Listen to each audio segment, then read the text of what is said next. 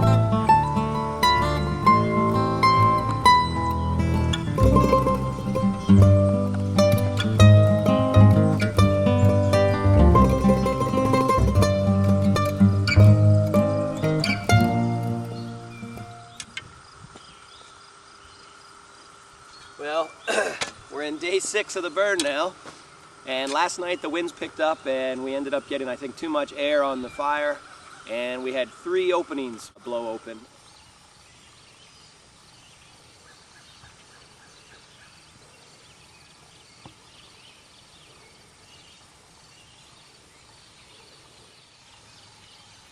Oh, at least 2 feet or so. And that whole void now is totally wasted charcoal.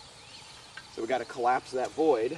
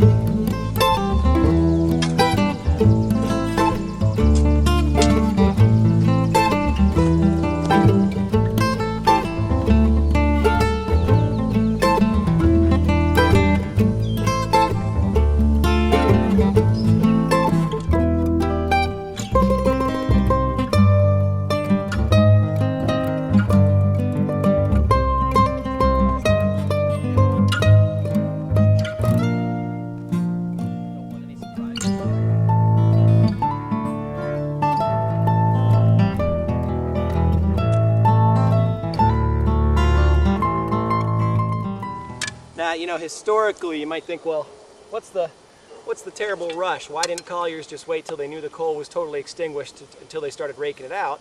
Well, production was everything. You didn't get paid until you produced charcoal. And these charcoal hearths, these burn pits as they're called, the round areas that you might see throughout central Pennsylvania, they were used over and over and over, several times in a season. So if we just let this pit here clogging up the pit, or this mound here clogging up the pit, then that's 1 extra day or 2 extra days that this pit can't be put into the next burn. So the sooner the charcoal can be harvested and the process begins again, the more maximum production you can get in a season.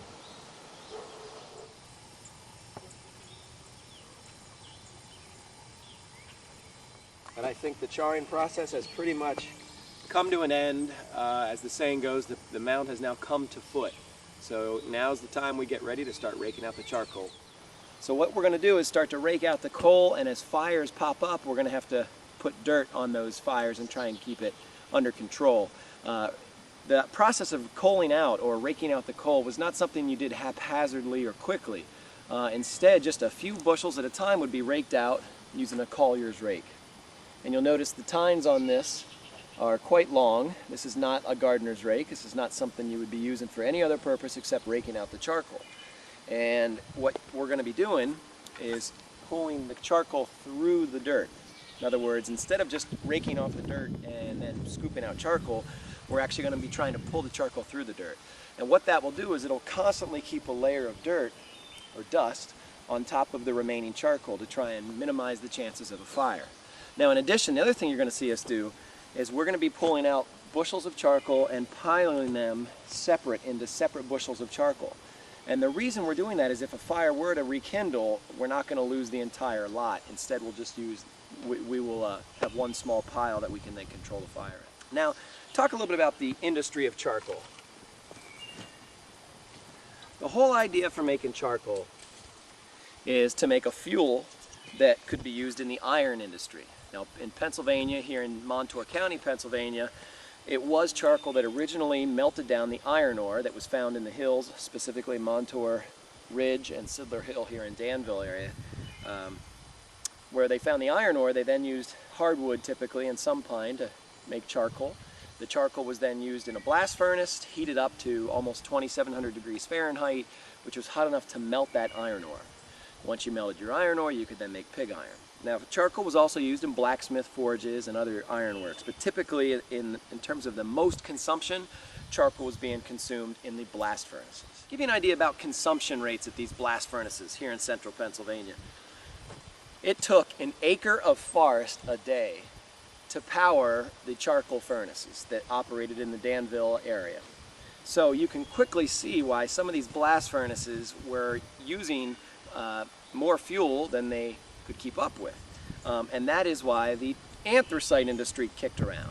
Anthracite coal is found in northeast Pennsylvania, and it very quickly caught on in the 1830s as the replacement fuel for charcoal.